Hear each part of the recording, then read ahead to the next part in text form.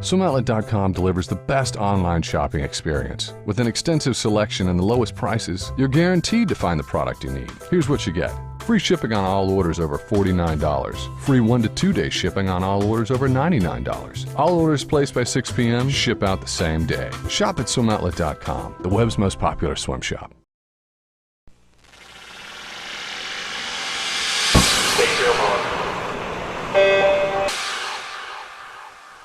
This is a special edition of the Morning Swim Show. I'm Jeff Cummings here at the ASCA World Clinic in Las Vegas, Nevada. Sitting next to me is someone who is very revered in the coaching ranks, Jay Fitzgerald, who is going to be inducted into the ASCA Hall of Fame. Jay, congratulations on this great honor. Thank you very much. It is a great honor, and I'm very excited and very pleased to have such an honor. It's pretty overwhelming. You're now the coach at Pinecrest Swim Club down there in Florida. You've been there for 17 years, is that right? That's right. I've been there. I've been at Pinecrest School for 17 years, ever since I left Santa Clara, and it's been a good time. Well, obviously, I'm sure the weather is keeping you there, but what else do you like about Pinecrest that makes it such a good place to coach? Well, Pinecrest School is one of the top educational schools in the country.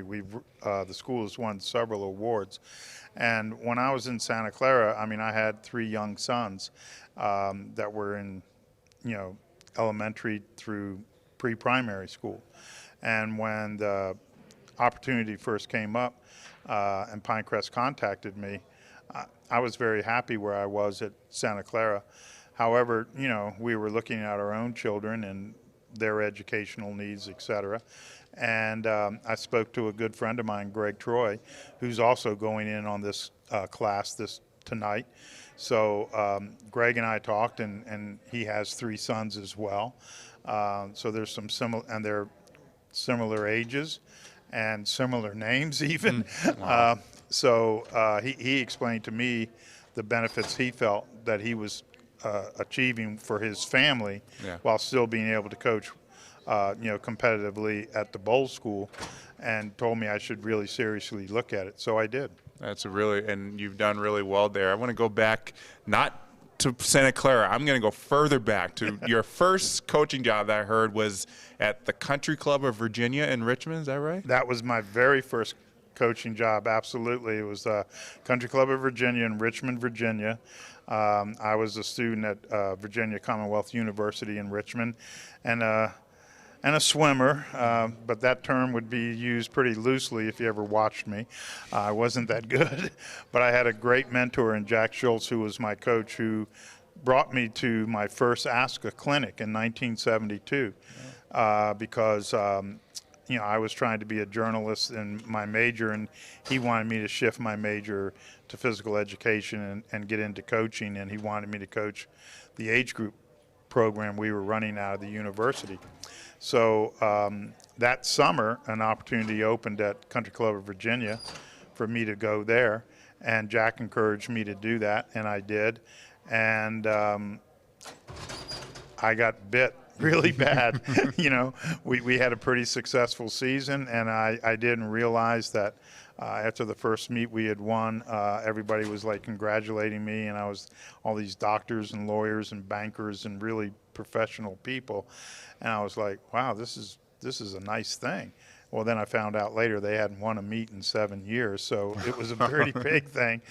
But it was so much fun teaching and working. I would encourage any young coach, if this is something you're thinking about wanting to do, you really need to get into that very basic level, like at a summer league program, right, and teach the basic skills, teach the things to the athletes, and find out whether or not this really is something you want to do. But after that summer at CCV, I knew I was going to be a coach. And then Jack took me to the ASCA clinic in Montreal, and I saw Dick Hanula, and he looks just like he does now. Back in 1972, had his white hair, still lean and mean, and gave a great talk about his high school program in Tacoma. And I met so many other great coaches, and along the way, I was able to make a friendship and meet with Don Gambrell, and then he helped me from there. Yeah, definitely. He is one of the most revered coaches in the history of swimming around the world. If there was one thing that you would say you learned from Don, what would that be? Don was a master at working with each individual. I mean, he understood there were different needs and different things that were going to motivate a distance swimmer versus a sprinter.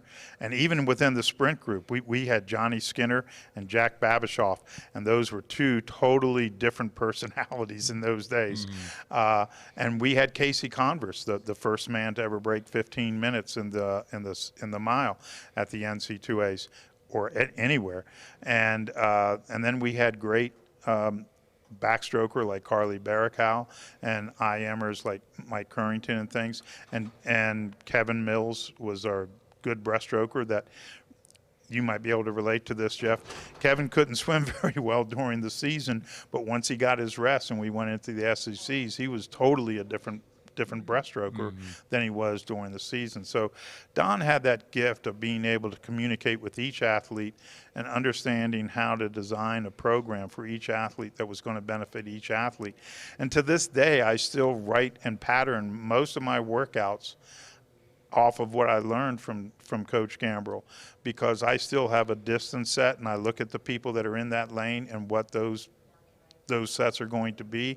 I have a breaststroke lane, I have a sprint lane, I have an IM lane, I have a fly and back lane, and those workouts are written for what those people are. Yeah, so it really does seem like something I also notice in coaching is that it seems like every year something is changing. When I'm looking at some of the topics these coaches are discussing, it changes every year. It seems like it's like technology. You know, you absorb one new piece of a technology, and it's all of a sudden it needs a big update.